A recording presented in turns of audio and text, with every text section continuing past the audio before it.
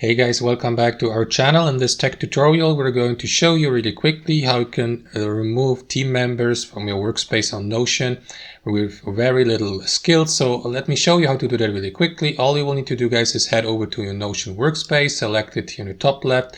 And what you want to do after that is access your workspace settings here. Now inside your workspace settings, pay attention to the panel on the left hand side.